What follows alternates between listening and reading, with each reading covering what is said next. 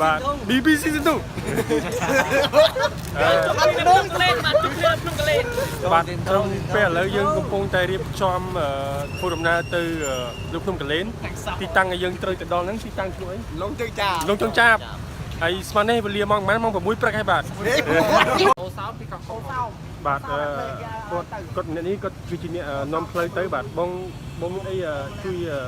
ណែនាំទេបងបាទខ្ញុំមកថយឈីខំបាទជាអ្នកណែនាំផ្លូវទៅកាន់ទឹកជ្រោះសង្កាត់ដែលគេឲ្យឈ្មោះថាលងជើងចាប់នៅស្លេនយើងហ្នឹងហើយយើងចាប់ដើមចេញមកឡើងហ្នឹងឯងតែខ្ញុំញ៉ាំអីហើយព្រោះគាត់តែញ៉ាំអី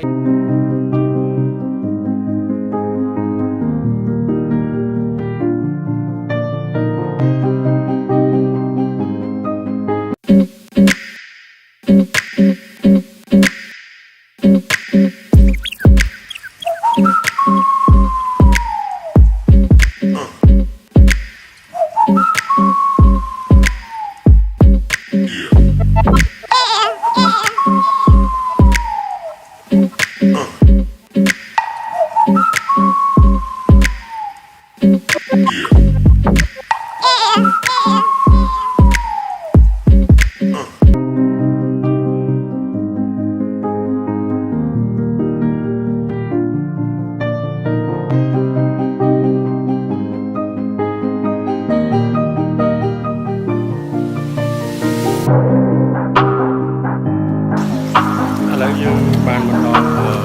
លក្ខណៈផ្លូវ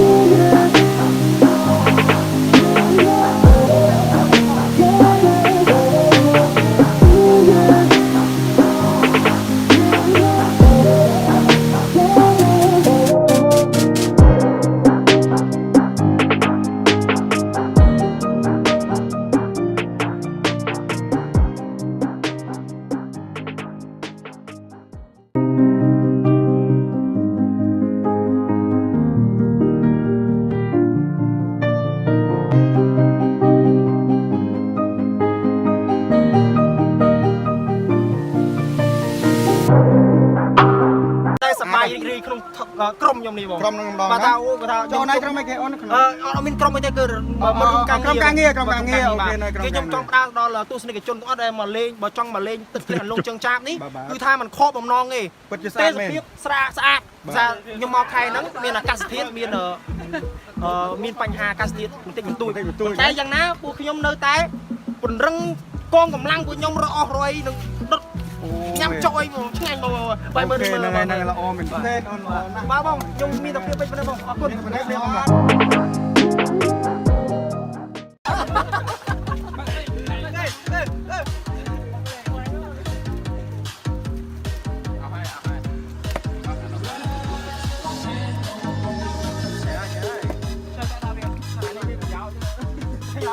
បាច់សក់ទៅទៅតែពេលស្លាប់ទៅពេលទៅគេអត់ស្រែងគ្រួនេះ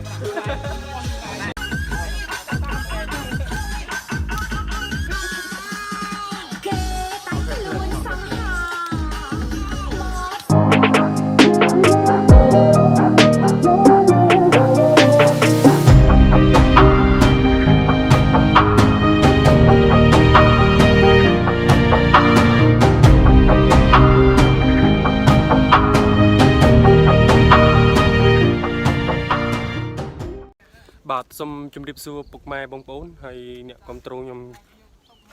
មួយតិចណាឥឡូវនេះខ្ញុំបានមកដល់ពើងតាពេញហើយលោកអ្នកបានឃើញទេសភាពនៅខាងក្រោយហើយគឺពិតជាស្រស់ស្អាតមែនទែនហើយខ្យល់អាកាសបក់មកពិតជាជាចិត្តមែនទែនហើយនៅពេលដែលម្ដងនេះភ្លាមអ្វីតែពិសេសហ្នឹងគឺខ្យល់បក់មកធម្មជាតិហើយធ្វើឲ្យអារម្មណ៍យើងគឺពិតជាចង់ញ៉ាំពីយាមែនទែនជឿតែឆាប់ចប់បាទខ្ញុំមកដល់ហ្នឹងខ្ញុំដូចជាអត់មានអីនិយាយច្រើនទេព្រោះពេលមកដល់ពឹបលោកបងប្អូនវាស្រស់ស្អាតពេលអញ្ចឹងវាសឹងថាមិនបាច់ចាំរៀបរាប់ទេក៏ដឹងតែស្អាតហើយណាហើយសូមអរគុណដល់ពុកម៉ែបងប្អូនដែលចំណាយពេលមើលវីដេអូរបស់ខ្ញុំហើយតែងតែគាំទ្រយ៉ាងច្រើនមែនទែនបាទ like យ៉ាងច្រើនបាន1 2បាទ បាទសូមអរគុណ